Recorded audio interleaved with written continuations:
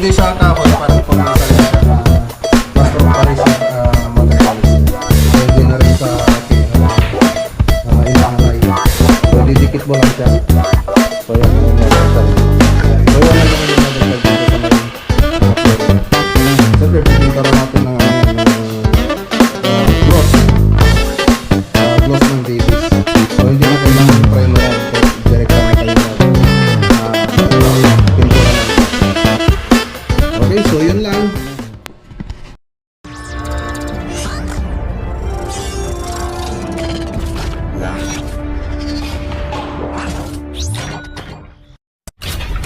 Okay, dito tayo sa City Hardware. Okay.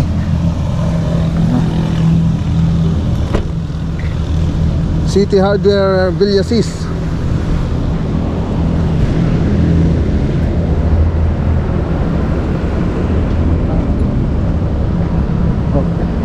Kabila. Okay. Thank you, sir.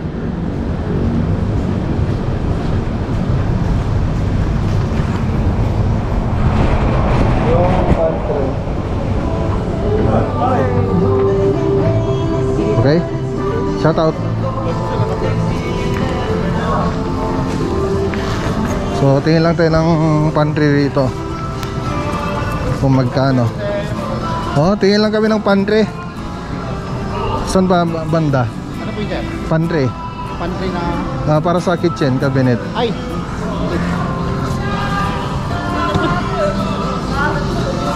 Oo, ito. Ito yung sinasabi niya. Oh, yan. Yan. Yan yun. O, tingnan mo yung presyo. 17.5. Oh. So, ito yung presyo mga boss. 17,500. So, mura pa pala yung sinabi ko. 15,000. So, yung mga boss. Logi. Logi. So, ang kasama lang dito, hindi naman kasali ito, di ba? Ito lang, no? Yan lang, nasa loob. Yung nasa loob lang naman. Tsaka ito niya, ito siya. Yan lang ang kasama dyan. Sama na ito sa lamin. Hindi, plastic lang. 17,500. Diyos mo yung marimar. Okay. Malit lang naman itong salamin niya. Okay. So yung gustong gawin ni sir, 17,500. Kaya lang may sarili tayong sukat dito. Yan o. Okay. So at least may idea na tayo, mga boss. So hindi kami nagkaintindihan ni sir kasi ang kilokong detalye sa kanya yung self sa kasi yun lang naman sinasabi niya eh. Ayan. So marami pa dito mapagpipilian. So dito lang tayo pupunta dito sa City Hardware. Sa Wilcon meron din. So at least may idea na tayo kung magkano. Okay, so marami din dito para sa mga pull out basket. Ito yung mga pull out basket nila. Wala yata yung presyo dyan. Dito pala. So andito yung mga presyo ng pull out basket nila. May pinakamahal 2,300, tapos may pinakamura 1,450. So ayan. Siyempre andito rin mga sizes nila. So isang sizes lang pala ito, itong tinignan ko, 457 by 457 by 76 mm. Okay. So yan lang naman ang pinunta natin dito. So tingin na rin tayo ng yung panel nila dito, yung PVC panel o kaya WPC panel, kung magkano yung presyo nila dito. So dito may decking din sila dito gaya dun sa Tarlac. Ito hardy planks, 330 to 475, 475. So 82 by 200 by 3,000 mm. So parang 3 meters. Parang nasa ano siya, parang 20 yung lapad niya. Tulong 20. Tapos 3 meters kung kukumpara mo. Tapos ito meron tayong wall decking, wall cladding na WPC. Tapos dito naman decking. So sa floor naman ito. So yung presyo nito, yung ang isa 675 peso. So itong isang ganito mga boss. So yung size niya 12 by 164 by 2200 mm. So kurang-kulang 3 meters yung ano nito. Tapos tansya ko na sa 15 cm. Ganon din dito sa decking nila 795. Okay, so yung WPC naman ang hinanap natin. Ay yung PVC naman na panel.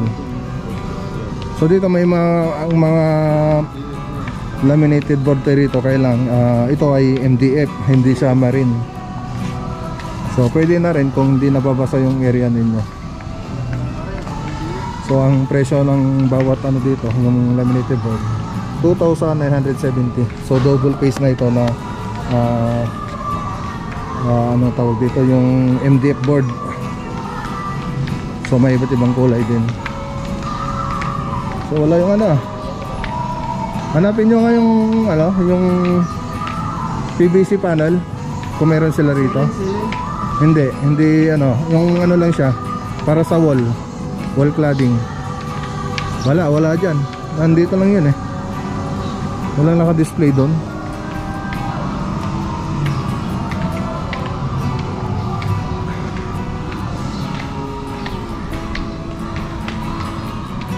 Wala naka-display dito mga boss. Doon sa Tarlac meron. Ano yan, ceiling yan. Para sa ceiling yan. PVC ceiling naman ito. Ayun, ayun. Yun nga, ito nga. Ayun. Ito. O yan yun. Hindi yan, yan ito. Ito isa. Oh, ito ceiling naman ito eh. Ito yung Ay, sa wall? sa wall. Walang price, mabunit eh. So pares lang naman sila doon sa Tarlac. Yung design nila dito tsaka doon. So yan.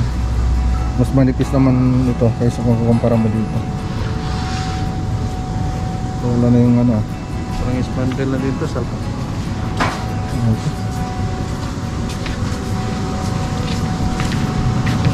Okay, so wala naman na tayong ibang kukunin dito. Yung pang ano yan, ginagawa sa ibang basa, pang bracket kung gusto mong light gauge framing system. So yan yun, light gauge framing system kung wala. gagawa ka ng bahay mo puro metal na lang. So ito yung gagawin mo. So hindi ka na magpupundasyon, so parang magflo-flooring ka lang.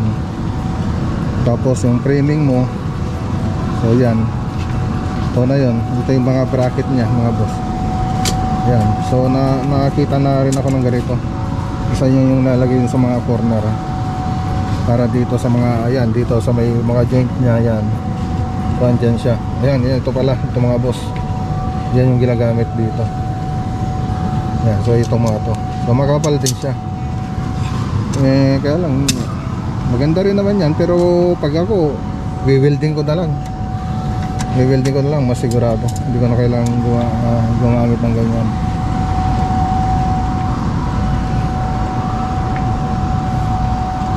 Okay.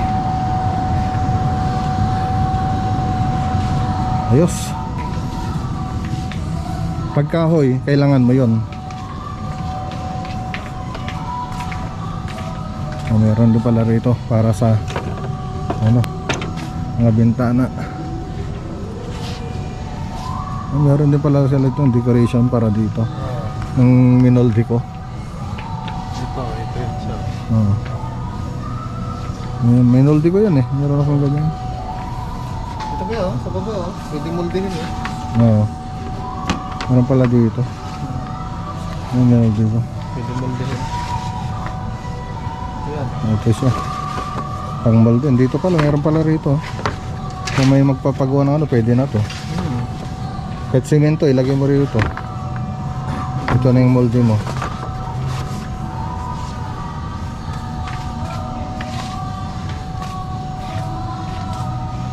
Ayun, nagkaroon ako ng idea. So, pwede yan.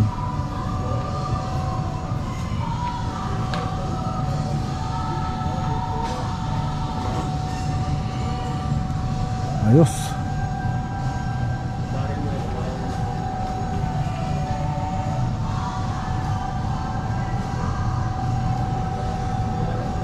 pwede ito sa Atuka project. Yan o. Itong gagamitin na. Okay na mga boss. So yun lang naman yung tinignan natin sa project natin dito. So punta na tayo ng San Carlos. So bigla lang tayo napasugod dito kasi yung gusto ni sir ganun na ganun yung ilalagay dun sa may kusina nila. Pantry pala. Pantry yung gusto niya. So may preso rin yung kasi mga boss. Okay, tara na. Diretso na tayo sa San Carlos project. Naman tayo sa Wilcon Villasis. So tingnan naman natin kung magkano yung pantry nila rito. So Sir? okay. So dito naman na tayo. Dito na tayo sa Villasis. Tingnan na rin natin. Malapit-lapit naman na.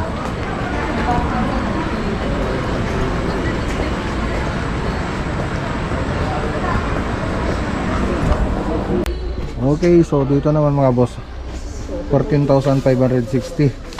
So itong pantry nila. So kasama na to. Siyempre hindi kasali ito. So ito lang siya.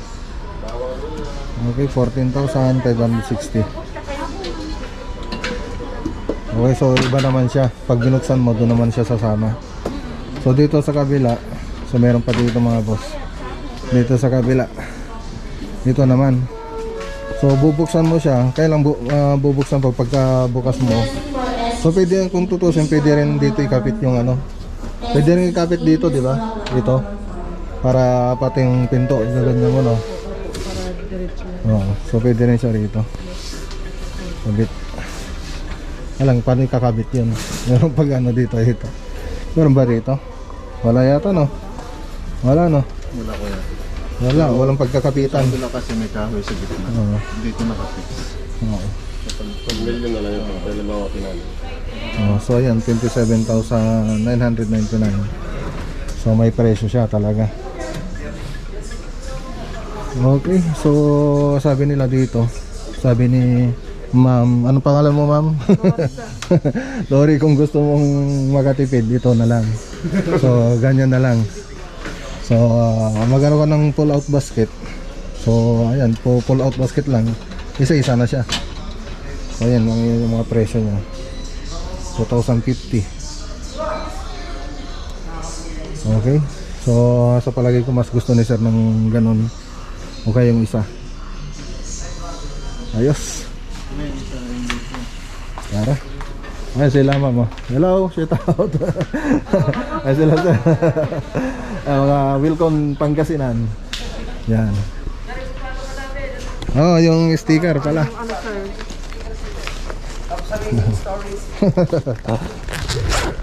Nagbigay tayo ng sticker dito. Ayun, bahala lang kayo dyan. Thank you, sir. Thank you, sir. Ipapala namin si sir. Ayun, may shoutout kayo mga boss. Shoutout mo sa mama ko. Namista kita. Shoutout sa mga taga Rosales. Ayun, taga Rosales. Thank you po. Wilcon Villasis. Yan, salamat boss. Okay. Bye mga boss.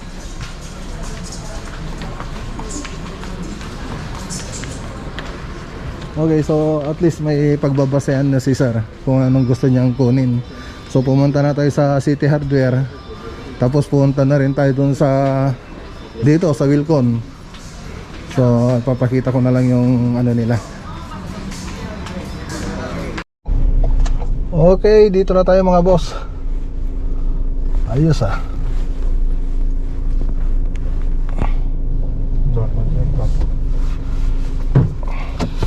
Sa Barangay Payar. Pag-ibaba yung ano? Yan o yung yan.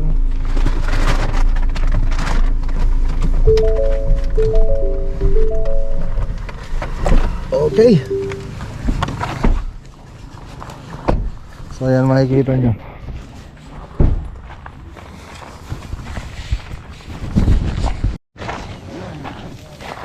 Okay, so dito, so makikita nyo dyan mga boss. So ito na yung labas ng bahay. So nilagyan namin ng waterproofing. So yung ginamit naming waterproofing dito yung flexi type.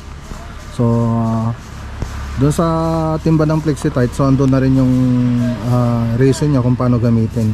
So kung ano yung gagamitin nyo, roller brush at saka brush, so nandun na kung ano yung mga direction nyo kung paano gamitin yung waterproofing natin sa Davis Flexitite. So ayan, pahiran na to, first coating pa lang ito. So kailangan pa natin mag second coat. So hindi pa ito yung talagang pintura niya, kundi ano pa lang ito, yan pa lang po yung waterproofing natin dyan. Siyempre pag papapinturan nila sa atin yan, siyempre lalagyan natin yan ng skin coat, papahid pa tayo ng skin coat yan. So tapos yung pintura natin, so yun po yung gagawin dyan. So marami pang proseso bago natin mapinturahan. Okay, so kaya ako nilagyan ng ano ito, ng pang waterproofing kasi karaniwang ginagamit doon sa mga 2-story building o kaya naka firewall. So yun yung doon karaniwang ginagamit yung mga waterproofing. So dito kasi meron nag-moist doon, dito tsaka doon sa may kwarto. So pwede naman yun ng ano natin, sabi ko doon sa last video natin, yun lang lagyan natin. Kaya lang sabi ni madam, lagyan na lang daw lahat para protection na rin niya. So ayan, nilagyan na namin lahat yung labas ng bahay. So protection na rin nung loob ng bahay para hindi basta mag-moist o kaya dito sa taas mag-leak dito sa ano natin, sa flooring natin. Nalagyan nyo na rin dito sa taas. Okay. So yan, nakapaglagay na rin daw sila doon. So lahat yan malalagyan. So lahat yan malalagyan mga boss. Tapos dito, isa pang ano namin dito, malalagyan kasi ito ng ano na yan, yung Stoneworks. So tingnan natin yung ano. So i-download ko na lang dito kung magiging itsura na ito. So nagbigay sila sa akin ng sample ng bahay nila. Ito yung ano nila, bahay nila mga boss. So ayan, so makikita nyo dyan, so may Stoneworks dyan sa may harap, tapos sa may gilid. So dito sa gilid, ditong banda mga boss dyan, so wala nang Stoneworks dyan, dito lang daw sa harap. Siyempre ang isa pang ano natin dyan, gagawin dito, so maglalagay pa tayo ng moldura. So sa pagitan ng Stoneworks, tapos dun sa may pintura. Okay, so lalagyan pa natin ng moldura yan. Okay, so dito sa loob, so ganun pa rin naman yung itsura nya. So retouching pa rin tayo. So ito yung project natin dito. Okay, so makikita sa pader, so marami tayong retouch dyan. Inaayos lang natin yung surface ng mga pader natin, yung mga wall, para mas maganda pag napinturahan na. So ayan mga boss, so retouching lang muna tayo. Tapos andito na rin kami laton niya para estimatein itong tiles. Tapos yung dito sa labas yung lalagyan na Stoneworks, tapos yung moldura. So ayan, yan yung isang ginawa namin dito na pinuntahan. Okay, so ito yung ginamit namin panghalo. So meron tayong panghalo dyan. So doon sa loob meron tayong ano yan, spiral na ito lang halo talaga natin dito sa Flexitite waterproofing. So andito yung resin nya. Ayan, so sa 4 liters, sinabi ko doon sa 4 liters, 6 kilos na cement. So pwede tayong gumamit ng brush o kaya ruler. Tapos 5 to 6 square meter yung covered niya sa 4 liters. Okay.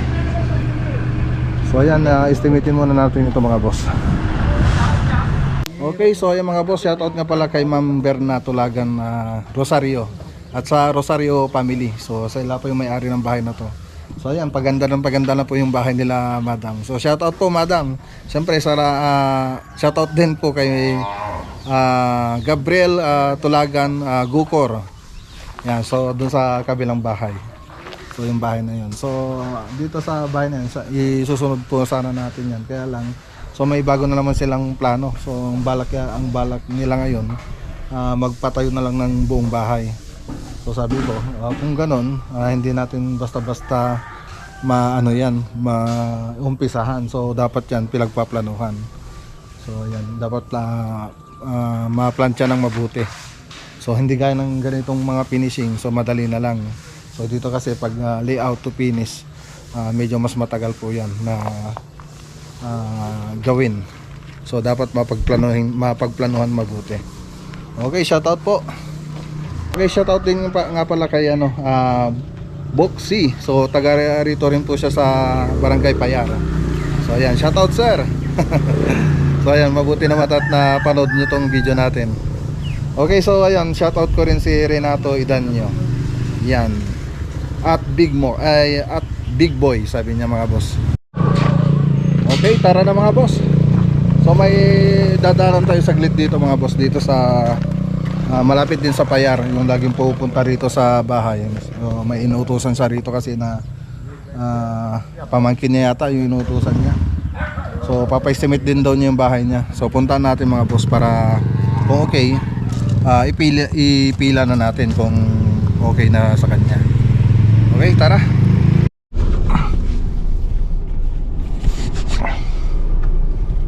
Okay, so andito tayo sa kabilang kanto. So di ko alam kung saan banda to. Pero ang alam ko, ito yung tinutukoy ni sir na pupuntahan. Sabi niya sa amin, madali lang daw hanapin yung bahay. So ang ano naman, mali ko, hindi ko tinandaan kung anong pangalan. Kasi inaasahan ko siya na mag-message sa Maclagunilla Cornices o kaya sa page natin. So doon siya mag-message para may lagyan yung address niya. So inintay ko na mag-chat doon, wala naman akong nahintay.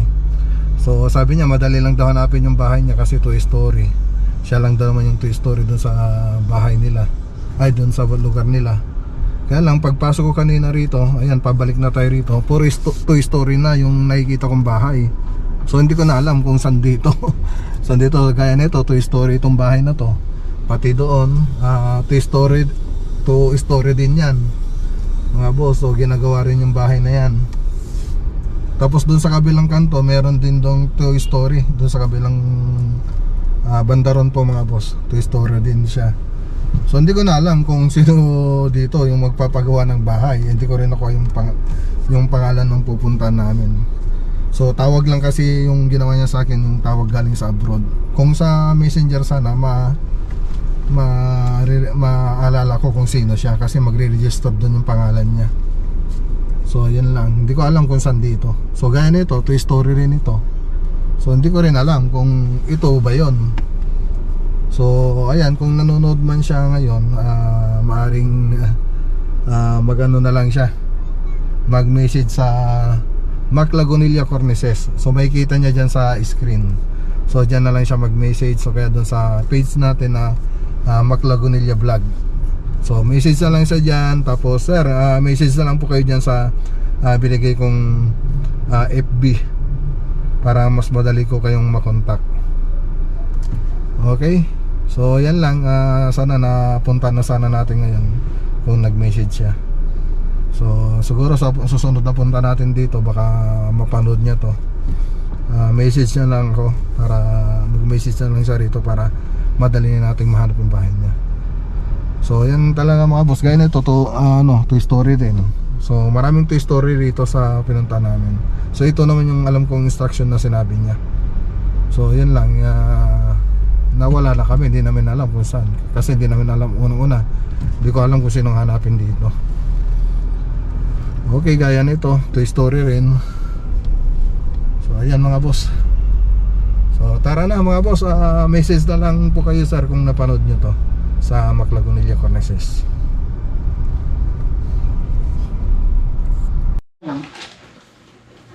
Okay, so ayan, kararating lang natin dito sa bahay mga boss. So 9:30 na po ng gabi. So galing pa ako sa project. So ginabi na po ako. So ayun mga boss, bago ko tapusin tong vlog for today po natin, ay gusto ko po nang i-shout out sila Ray Oligman from California. Yan, shout out din kay Jean Misal watching from Singapore, from KMTV. Yan, maraming salamat pare ko, at may pumuntang subscriber natin na galing sa iyo. Yan, shout out din kay Renato Idanyo at Big Boy. Yan mga boss. Shoutout daw sa Mrs. ni Furniture Boys Vlog na si dito. Shoutout daw sa Mrs. ni Furniture Boys Vlog na si Karen Aguinaldo. Ayan mga boss. Siyempre shoutout din kay Jamaica de la Cruz. So ayan po yung mga nagpa-shoutout mga boss. So maraming salamat po sa mga laging sumusuporta sa ating channel. So ayan, ingat po kayo lagi, pagpalain po kayo. Mabuhay po kayo mga boss. So hanggang dito na muna yung video natin mga boss. So ingat po kayo lagi at God bless.